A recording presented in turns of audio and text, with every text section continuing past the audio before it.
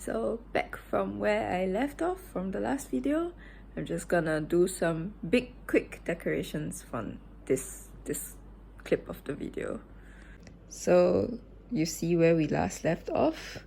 I've got did I mention that this was from IKEA? It was from IKEA and I modified it, so yeah. I have these in evergreens, I guess, in pots from IKEA also, and then I think it looks really nice at the back. Very formal. And then the piece that I made for the last booth, which has magnets at the bottom, supposedly to lay on the, yeah, it should go here. Well, and then I was thinking maybe I'll make a statue to go here, like, you know, some people with the gardens with the fountain / statue. So I have these D&D little figurines that I feel like can be propped up, but they're a little bit small. I would wish that it's a bit bigger. Or I can flip this over so it lines the walkway, and then I can tuck a bench. This bench is from Daiso. Announcing things where I got them from. Daiso. It's a perfect size for one doll. At least that's what I thought when I first got it. Looks like it's a one-seater. It would look nice, more proportionate if it was two-seater. I have two. Okay, I'm gonna do a bigger structural detail, which is lights. So I got these from Daiso, and then this wire organizer thing from Daiso. So I was thinking I'll stick this organizer onto the bar on top, and then I'll figure out how I'm gonna string the lights. It took a few tries, but I got it. So the first try, I actually stringed it like this, but this battery pack, I was thinking of putting it inside, and it interfered with the door opening.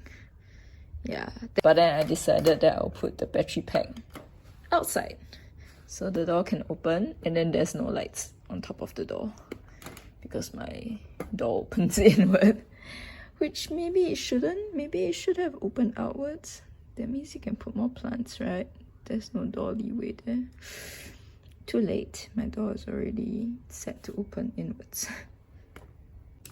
It's so magical. This looks like the kind of fence people make to cover up electricals in the garden. Yes, I guess that's exactly what it is.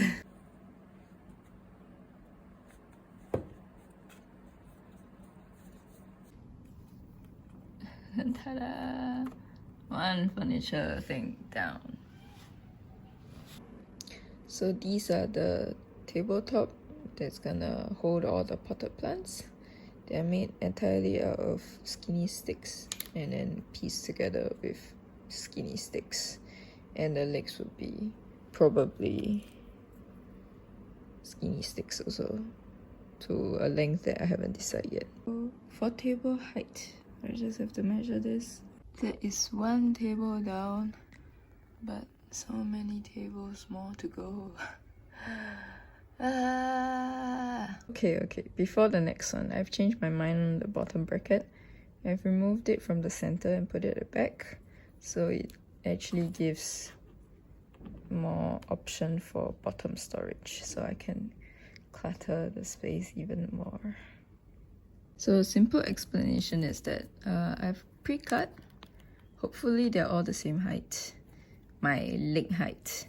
But then my legs are actually made up of 2 popsicle sticks, and the other one is a bit shorter because it's gonna go onto this, like there's one that is longer and one that is shorter, you can tell. And then I will cut the shorter piece, place them together, and then put it on.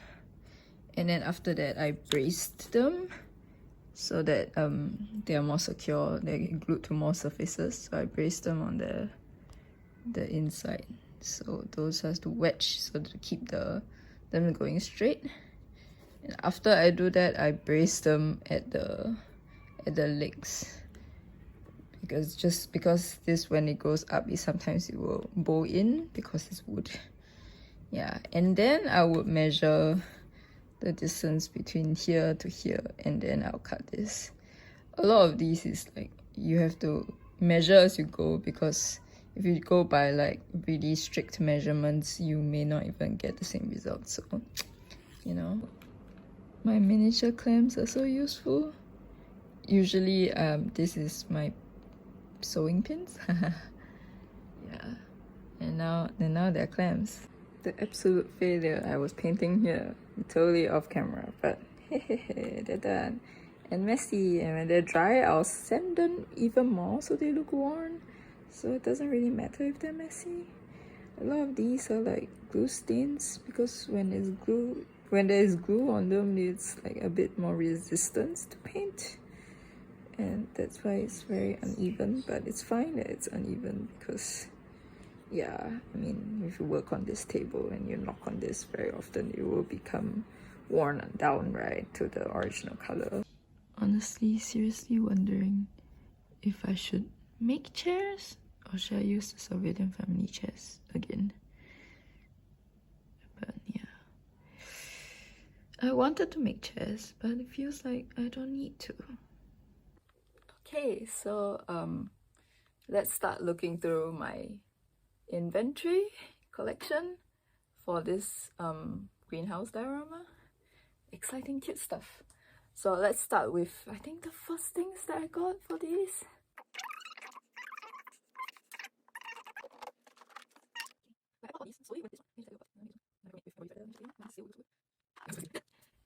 And my brother gave me this yesterday. So I have plans, because I've made it before, to make another grass type green Pokemon grass type diorama, because I did one during COVID, stay home the thing, because I love grass type and I have a lot of figurines of those. This is the new one because my brother got it for me, so I shall add it in. Oh, I got one more thing that a friend gave. Wait, the thing about being into this kind of hobby and people knowing about it is that you get this kind of gifts. So I've got this mushroom thing. It's from Germany.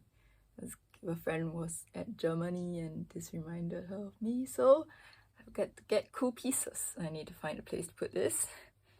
And a friend went to Japan, and yeah, this was the thing that she got, but I was thinking of maybe just using the mushroom piece. Yeah, I need to find a place to put this too. I do feel pretty ready to stock the greenhouse, but I feel like doing it in another video or maybe a time lapse. So I have this for years, and I didn't do it because I don't think the scale is very right for my dolls, and I was planning to make this in and scale it up for my dolls, but the project never happened. Right now I was thinking I don't make the diorama and just make the accessories and then use it in my own designs and stuff. So at least for the greenhouse diorama, I want all the plants and stuff, so I shall open this up and finally do something about it. So I get an instruction book. Yeah. And all the stuff. I'll dig out the things that I need. I definitely wasn't planning to be sculpting things out of clay myself. I don't want to do this anymore. I think all my clay pieces is dried up. It looks spongy, that looks like dried clay. Whoops. So I guess I'll just do the things that are not involving clay. I prefer it that way. Anyway.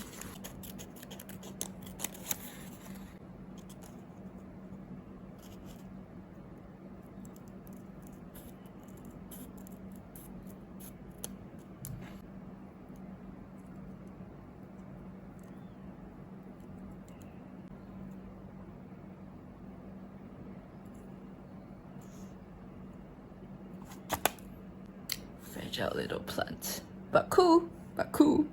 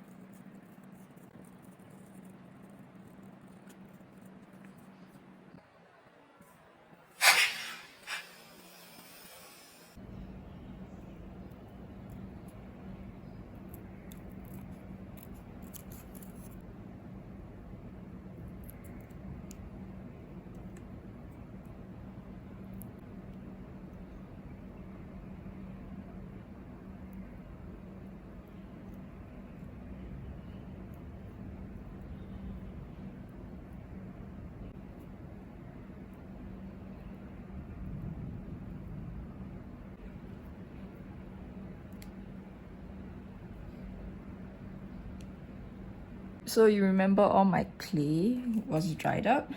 So I'm gonna show how I work around not having clay. This is blue tack, and I'm just gonna shove the blue tack in. Yeah.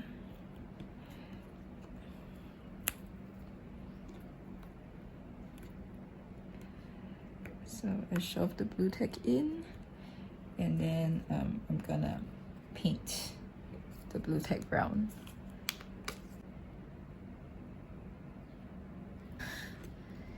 Then you can actually poke your plant inside. Yay! Looks like it's in soil. Very good. Respect for people who actually do this from scratch. They paint the veins and stuff. They draw on all the veins and then they cut. Oh my god. Just cutting templates, pre-made templates is such a pain. I still have more. I feel like it would be fun to compare the flowers that I just made today with the kit, and like some of them not following the kit but still, and the flowers that I bought. So these are like clay sculpted flowers. I don't think I would ever do, but yeah, I think the scales are very comparable. And this one's like fake plastic flowers, and that's like a Monster High thing that was painted. Look, I have so much more flowers. Exciting. You'd think the scale would look good, but I was like potentially thinking of putting this as the statue. It's supposed to be statue in the garden, because I'm scared that this one would take away the attention from the dolls that's gonna be shooting in the diorama. So I wanted this one because it's quirky, because it's a cat in a dress, so it's very my personality. And it's quirky, and I don't think it takes away as much space, but it doesn't look right with that stand. So now I think I need to change stands. I have more options, which is, I mean, it would look good if I wasn't displaying dolls. I bought too many options. Yeah, but yeah, so I'm gonna make one out of cardboard. I'll figure it out. Also, I got this from a gacha and I wasn't really happy that I got a pink cat. I think from my impression, I think I wanted a black cat or something. I mean, I wasn't like completely unhappy with this one, but yeah. Now that I think of putting it as a statue, I will just paint it completely white. I feel like I made it a little bit too tall. So I have seashells from Gold Coast. That looks perfect, but I only have 2. I need 4. Don't you think it kind of adds detail without me doing anything? Sorry, how far have I skipped? Anyway, the top layer is just layered wood because my wood is a bit thin, so I had to layer them. And then the ring around is those jewelry key ring that fit just nice, so I didn't have to manually make a ring. Then the more interesting thing is actually the fishes. I suddenly have a realization the tails look more Roman-ish than the heads, so I switched it up. Scale-wise, I do think that one is more realistic in scale for a statue in a garden, but for not stealing attention, I think this is still okay. And I think it's cute and quirky. And my next step is to spray paint this white. Worst decision I've made was to spray paint with an almost empty can of white spray paint. So I want to mix up a grey and paint the whole thing grey, and then dry brush white over that. I think that would go better.